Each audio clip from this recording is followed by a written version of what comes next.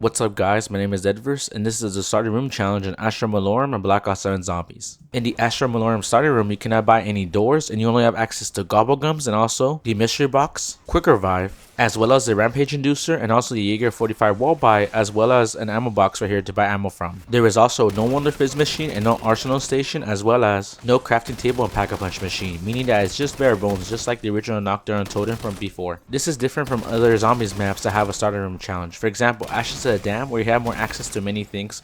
Of course, this one you still don't get armor, which kind of sucks, but at the same time, luckily, we have a gobblegum that will give us the armor capabilities.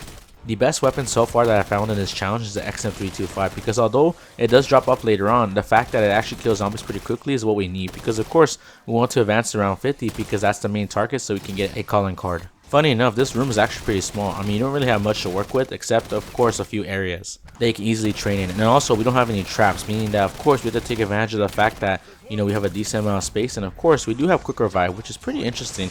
Maybe we'll buy it later on, who knows, it just depends if we lose it or not. There are still Ravager rounds present, of course, and the thing is that the meteors actually come from the sky. Now they don't really pose a dangerous threat, however later on if there are a bunch of Ravagers in specific areas, I feel like it can easily get us cornered and killed.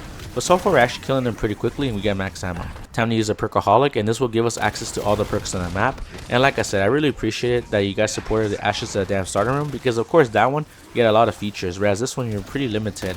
And of course, instead of Ether Shroud or any other field upgrade, we're going to use Energy Mine, because that one gives us a lot of opportunity to kill zombies pretty fast, and of course some Ravagers if they ever come by near us. Let me just get these ones over here and continue. Let's use Armageddon, because of course we want to have a full plated vest, and just in case, because of course the rounds are going to get more difficult. Luckily for us, Oscar does not spawn in at all, meaning that it's just zombies and Ravagers. Thank God, because man, Oscar is quite annoying, and I feel like in this one it's going to be more difficult. But luckily for us, it's not going to be our problem. I do see that nuke. Maybe I'll grab it in a bit. We will see about that. I decided not to get the nuke. It wasn't really worth it. But the good thing is that we got power vacuum, so we can get as many power ups as possible. Because of course, insta kills and the nukes are going to carry us a lot.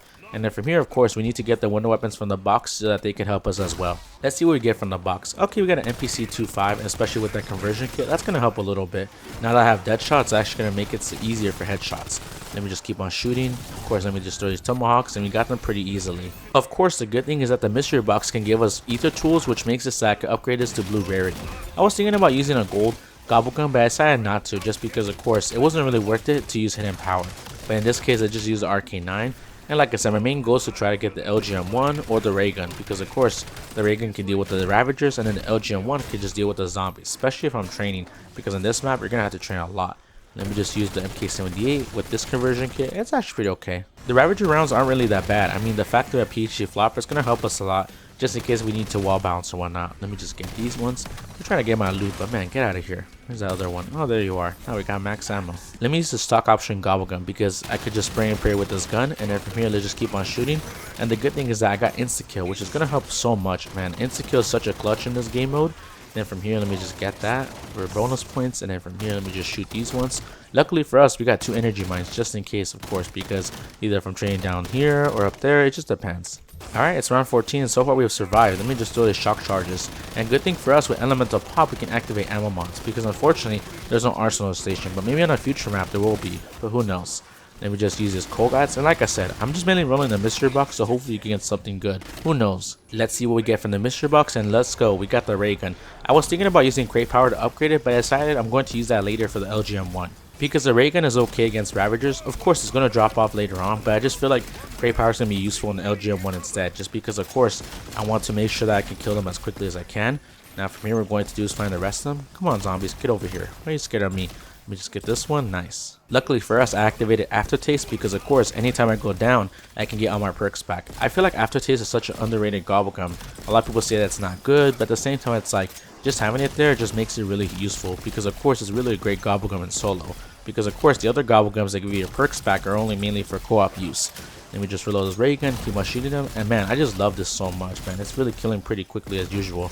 Let me show you guys how effective this ray gun is at killing the Ravagers and Astra Malorum. I mean, for one, we're able to group them up pretty easily, and at the same time we can use less rounds. And of course, because it's a ray gun, it does splash damage, and I feel like a lot of weapons don't in this game, and just being able to have the ray gun helps a lot in this case. It's time to use the power vacuum gobblegum, because of course we need to get a bunch of power ups, and look at that. So far giving us pretty decent ones. I mean, we got a nuke right there.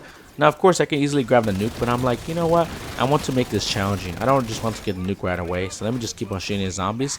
And of course, with all the ammo mods I have, I can easily summon any of them.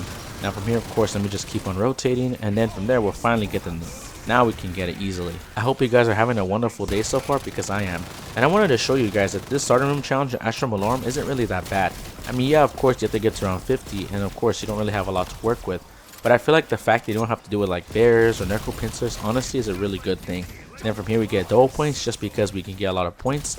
Now of course we don't really need it for much things, but it's always good to have. Let's use a shock charge, and then from here use an energy mine, because the good thing is that with the right augments I'm able to use it for 6 times. Yup, you heard that right, 6 times. And I have 2 of them, so that's basically 12 times, which is pretty insane. I mean, it's going to carry us pretty easily. Just because of course I can use the ray gun, but at the same time ammo does cost a decent amount. And from here, what I'm going to do is just keep on using energy mine to my advantage. And like I said, it's still the best field upgrade just because of course we can kill zombies much quicker than any other field upgrade.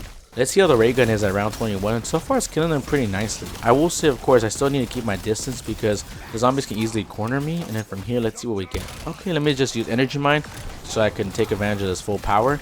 And like I said, energy mine, I love the fact that it only activates when there are more than 5 zombies, because of course usually energy mine activates whenever, but I just love the fact that of course it's best used whenever I'm training these zombies just because it makes a huge difference.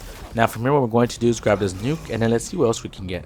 I was thinking of using a Raygun Mark II originally, but I'm like, yeah, although the Raygun Mark II is pretty good on this map, I feel like I'm going to save that for a later video, because of course on different starter rooms I feel like the ray gun will serve pretty nicely. From here I'm just spinning a mystery box because of course I want to get the LGM1 because that's going to carry us a lot. Now from here, of course, let me just use those shock charges, and like I said, I have 2 energy mine field upgrades, but I'm just going to save them for later on because I luckily got insta kill. Let me just take out my weapon and just spray and pray these zombies because of course I can easily save some ammo for my ray gun. We got another Ravager round, but like I said, for us it's not really a problem because this ray gun's going to save our butts. Now what we're going to do here, just keep on spraying with this ray gun, and like I said, also having mule kit gives us extra ammo just in case. Now from here, what we're going to do is find the rest of them because sometimes I like to hide or just try to get my loot, but from here we got max ammo. The mystery box sometimes I feel like gives you just the unluckiest weapons ever. Like sometimes you get really good stuff, and other times it's like, why did I even get that? And I feel like as they add more weapons to the game, so far some of them have been pretty decent, but other ones are like not that bad, so they're like kind of trash. Now for us, of course, we're just getting so many power-ups, man. I just love power vacuum. Now of course it's not as powerful in this game as compared to like Black Ops 3 or even Black Ops 4, but at the same time it's like, it's nice to have power vacuum back because of course more power-ups is better than nothing of course. Let's go baby, we got the round 25 challenge calling card, which of course is like a different color. I think it's a noir color from what I just saw right there, but the good thing is that the round 51 gives us a more colorful calling card. It's still the same one, it's just that it has color in it, and I feel like it looks much better honestly. In a few weeks we're going to be getting a new zombies map called Kuakujo, which is going to be taking place in Takio's cursed castle, which is his family's own. And like I said, it's going to be an interesting map just because they have confirmed that lava is going to be present. And like I said, you know, it has been a while since we've seen lava, and I feel like in this game it's going to be very unique on how it plays. It's possible that some, or if not all, the perks might be present in the lava, and what I'm thinking is I'm probably going to have to take some sort of boat or vehicle in order to get these perks, which like I said, it's going to be very different than any other map, and I just feel like it's going to make it even more unique than ever to have to get around the map in this one. We finally get the LGM1, and of course I didn't use crate power because I completely forgot, but the good thing is that I do have Wonder Bar, so maybe in the next pull we will get it. But like I said, I feel like Kuakujo is going to be a pretty great zombies map just because of course it is a brand new setting, and I just feel like the fact that we're exploring Tokyo's setting is going to be really great, and I just feel like it's going to be one of those zombies maps where it's like, you know what, I really want to explore it even more. I hope Treyarch adds a tribute to Tom Kane, who was the original voice actor for Tokyo, into Kuakujo. I mean, it is a perfect map to do this. Unfortunately, he did pass away, however, he will always be in our hearts, and I feel as though his impact in the zombies community is always appreciated. I mean, he did voice Takeo from World at War to Black Ops 4, and I feel like without him, the zombies community wouldn't exist, and I'm grateful for his personality and the way that he brought Takeo to life. This isn't anything new. I mean, for example, on Tag the Toad in Black Ops 4, George Romero unfortunately also had passed away, and so Treyarch actually added a tribute to him in the form of glasses. We used the Wonder Bar just in case to get the LGM1 from the mystery box, and now we have crate power, so now we have officially pack-a-punched it. Now it's going to be much easier to kill these zombies. The Victus crew, who were present at Attack the Tonin, actually had quotes to pay tribute to George Romero by interacting with the glasses. And like I said, I just love that so much, and I hope that in this map, Kuakujo, It's a similar thing with our A crew characters, because of course Takeo is a very important character to us, and having Tom Kane voice him was great. And I remember when I first saw the news, I was pretty sad. In my mind, I thought to myself, it is unfortunate that we didn't have much more time with Tom Kane. However, as we always say, let's keep his legacy living on, as well as the Zombies games that come after it, making sure that he's never forgotten. Speaking of which, it is round 29, so we're actually more than halfway there to reaching round 50. Now for us, the good thing is that we finally have the LGM1 Pack-a-Punch, and although it is tier 1 only, it's still pretty useful because of course it can infinitely kill zombies. It just takes a little bit longer than usual, and then from here let's just keep on punching these zombies and getting max ammo. The best way to beat Astra Malorum is honestly just training around the map. You can camp in that area where the museum is at, and probably later on we might do that. But I just feel like for now, it's just best to just making sure that you have the zombies near you, so I can just use grenades or shock charges or anything that can provide me usefulness. Maybe the energy mines, which I will use in a bit, but for now, let's just keep on sliding and just making sure we use the LGM1, because as you can see, it's still pretty powerful. It just takes a little bit longer to get these zombies off of my hands. And now we got the points, let's go. Let's just keep on shooting the LGM1 and of course trying to punch these zombies that are in my way. Now of course the shock charges are pretty useful because I could just freeze them easily. Where are the other ones? Oh, there they are. I'm gonna punch you, then I'll get you. Okay, these zombies a little bit feisty. But luckily for us, let's just keep on shooting them with our weapons. Oh man, this weapon's pretty weak. Maybe I won't use it anymore. I'll just have it as backup. Let's use Energy Man with our ray gun and of course the LGM1, and let's just make sure we can survive as quickly as possible. Because of course, there's always that uncertainty that I could die and get down. Now of course I still have aftertaste just in case, but let's just make sure we can kill these zombies. And I just feel like so far as game, honestly, Black Ops 7, I really love it. I mean, for one, the Easter egg on Ashes of the Dam was actually pretty good. Now I will say, of course, we still have first mode, which I do want to try out. However, so far, I'm loving just the fact that every part of this game always has something unique. Especially the new game mode. There is one, it's called Rogue Run, I'm pretty sure. And so far I've tried some of it, but I feel like later on you guys will see even more gameplay of like the full finale. That's actually quite challenging. Let me just camp around this area. Maybe that'll help a little bit with the rounds. I mean, quick revive is right here just in case if I do need it. But the good thing is that of course Energy Mine is really effective. I make it easy to carry us into like the 40s and even of course the early 50s. But for us, I just feel like the LGM1 is just pretty powerful. And like I said, I feel like many of the reasons why a lot of people don't like this game is they think, oh, Black Ops 7 is just a ripoff of Black Ops 6. But I'm like, dude, this game is completely different than that. And it just has so much unique variety. I will say one thing that does make this map a bit challenging is the fact that we don't have TED Task. Meaning that I cannot get any perks, like eternal perks from this map. Which I will say, I wish that TED Task did exist. But I can see why they wouldn't want that. Just because it might make the game mode a little bit easier. But I mean, it's always good to have. And I just feel like maybe they'll add TED Tasks later on. I mean, I understand why TED Tasks don't exist. Because of course you can easily get your perks, ammo mods, or anything that's pretty useful, and I feel like it's always good to have some sort of challenge. I mean, I will say maybe on one of the maps they can at least add TED Tasks for the starter room challenge and see how it will do. I mean, I will say this map and Total Wreck are pretty similar, and so that's why I'm like, you know what, they should just try it out. It's finally round 35, and let's see how good the energy mines are. So far, the benefit is that you can have 3 of them at a time, especially with Smart Mine. I mean, the fact that it just takes a while to detonate, I just feel like it's really good. Now from here, of course, let's just keep on shooting the LGM1. And I just love the fact they have 6 of these. I mean, it's like an alien weapon. I feel like we have seen this before, but at the same time, it's like something unique and different in this game. And of course, let's just keep on shooting them. And man, this is getting kind of crazy. Especially the fact that, of course, we can easily use PhD Flopper and Dolphin Dive and then just shoot them. And I am getting stuck right here. But the good thing is that Energy Man will get us out of this situation pretty quickly. One thing I will say, speaking of weapon levels, I just feel like 250 for each weapon is insane. I mean, that's so many weapon levels. The fact that it takes 250 weapon levels just to get a Campbell is insane. I will say some of them look really good, but others I'm like, really? 250 just to get that? It's kind of nuts. Now, I will say one thing is that I do love the fact that every weapon has a prestige attachment when you prestige it, and that's actually pretty cool because of course it makes the weapon more unique and also makes some of them even better. For example, with the Jaeger 45, once you prestige the weapon, you actually have a barrel that deals more damage, and then the Kogat 7s, of course, when you prestige that weapon, you get a Kimbo, which actually does massive damage. And I just love the fact that, of course, prestiging weapons really does make a difference because you get certain attachments that are like, man, this is actually really good. Now, of course, there are a few weapons in this game that have a worse prestige attachment, but I feel like for the most part, prestige attachments honestly are just really nice to have just because it makes the weapon transform into something completely different. And I feel like in this case, it's like, oh, that's pretty cool. I want to keep on using that weapon.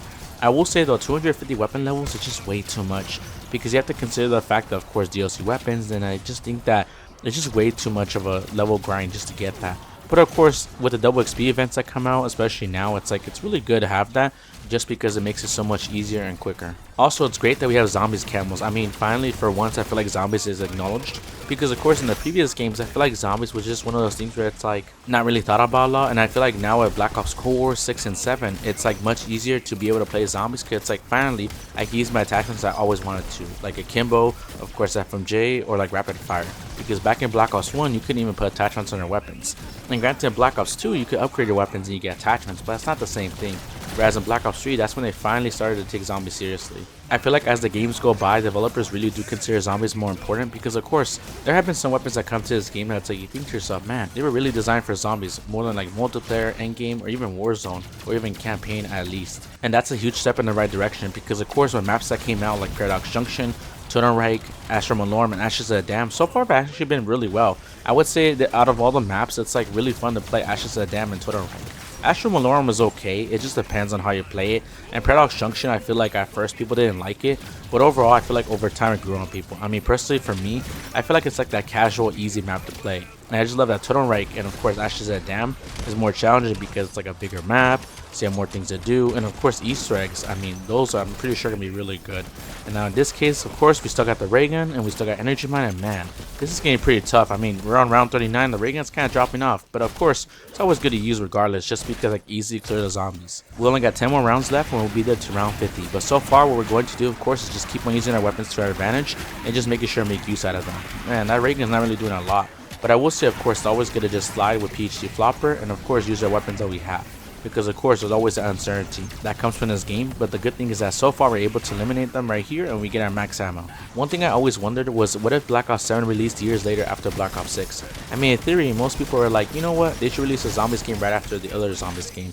But at the same time, it's like people started to complain because they're like, man, it's too similar, we're getting burnt out, and it's just the same content over and over. But honestly, that's great, because what if the game that came before Black Ops 7 was really good, and Black Ops 6 literally carried the whole entire game with zombies? And I feel like a lot of people wrote that off because they're like, you know what, it's the same stuff over and over. But it's like, honestly, it's like people were just complaining just for no reason. I mean, for example, Carry Forward, that got cancelled, which was so unfortunate because we could have had so many weapons in this game. I mean, with Modern Warfare 3, we had so many Modern Warfare 2 weapons, and just being able to use them in a zombies mode, I mean, for once, that was actually really nice. Yeah, such a huge variety, you had so much to play with, and I feel like in this game, although yes, you do have a decent amount of weapons, it's like, what if Black Ops 6 weapons were in this game? I mean, you do have the MP40 on Treyarch, but that's really it, and I just feel like it kind of sucks that we didn't get more of that.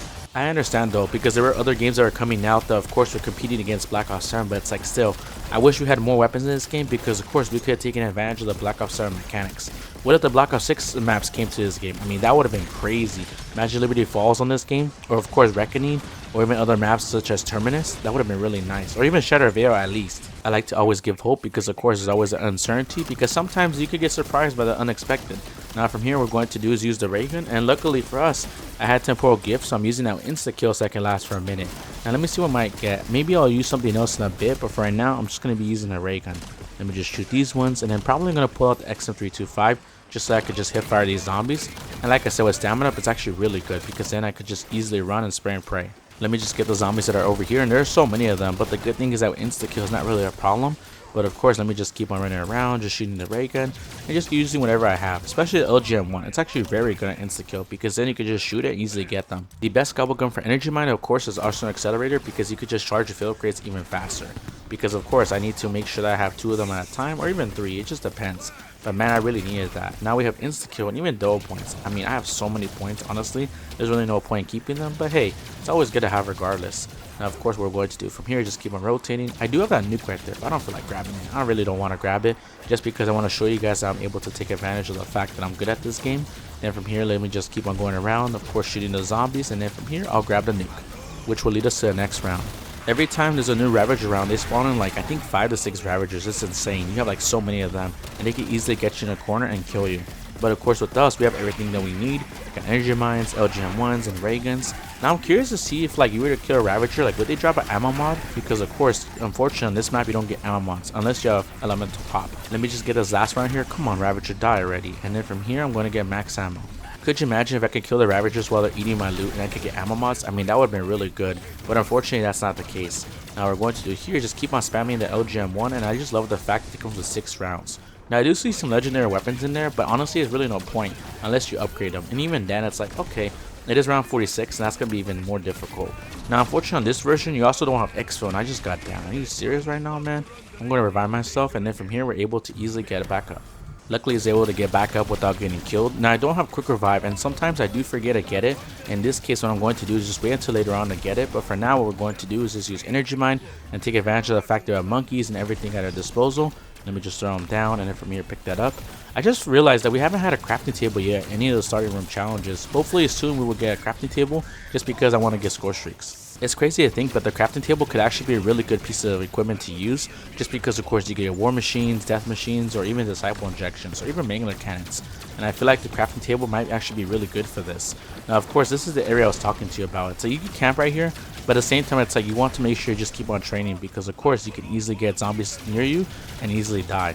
Now of course what I'm going to do is just keep on wall jumping, making sure I slide, and just going all the way around, man. This game is, like I said, getting pretty crazy, but at the same time that's what makes it fun, because of course if it was just plain and simple I just feel like it would be pretty boring. But of course in this case it's like constant just zombies coming at you regardless of wherever you are, and I just feel like that just makes it really exciting to watch, because it's like, oh hey, I can see where they're coming from, and of course I just know that it's going to be easier for me to deal with. Let me just prone by his machine over here and finally get quick revive. Like I said, I like to do that because back in the old games you would get points just for doing that, and I feel like in this case it's like really nice to do that. Now of course I can get more gobblegums just to make my game easier, but I'm like, nah, I think I'll just keep the gobblegums that I already have, and then from here let's just keep on shooting some more and keep on going. I'm stuck right here, but let me just try to use my energy mine, and man, I almost died right there. Luckily for us we got quick revive with dying wish. Let's just buy quick revive again because I don't want to die again. Now I'm going to move over here and just keep on using the LGM1, and we're almost there. We only need 2 more rounds and we finally get to round 50. But for us of course it's not as difficult as I might have thought. I mean, first of all, I will say that this map is more challenging, but at the same time it's like with everything I have, I mean gobblegums, of course the wonder weapons, so far hasn't even been that bad, and I feel like you guys will like this too. My recommendation is try out the Astra Malorum starting room challenge, because of course, yeah, you don't have much to work with, but at the same time it's like just use the strategies that I have in this video and you will succeed easily. I mean, for one, we're able to get as much power-ups as possible, especially max armor. That's actually going to be really good power for this, and just being able to just train and do circles, I feel like you'll succeed as well. Of course, it's not like Ashes of the Dam where it's like easier, because of course you have Pack-a-Punch, but in this case I feel like with this being in mind, it's like you're going to succeed as well, and I just feel like all of you guys should just give it a chance, because of course with more content it's always more opportunity to explore and easily grow from. Hopefully we don't die this time, because of course we're almost there to round 50, and then from here we only got a few more zombies left. Let me just punch these ones, and of course just keep on shooting at them, and then just making sure that of course I just keep on moving as fast as possible. Let me just get these ones right here. I'm gonna punch you, and I'm gonna punch you. Where's the last one? Ah, there you are. And now I got the rest of them. Let's go guys, we finally made it to round 50 in the starting room challenge for Astra Malorum, and let's check out this calling card in the main menu. I'm going to show you guys how to access it right now. To access the calling card, go to the career section in your main menu. From here, what you're going to do is after getting to career, you want to go to customize, and then from here go to calling card, then go all the way to the zombie section and select rarity. I'm going to show you guys first the noir standoff calling card, which is achieved around 25, and I mean it looks pretty solid. Honestly, I do like the colors, especially on the map that of course is Astra Malorum. Then from here, what I'm going to show you guys is of course the next calling card, which is going to be the vivid standoff calling card, which is the one you got around 50. I mean, that's actually really colorful, and I love that so much. This has been a full breakdown of the round 50 starting room challenge in Astra Malorum and Call of Duty Black Ops 7 Zombies. If you enjoyed this video, give it a like and subscribe, and we will see you on the next video.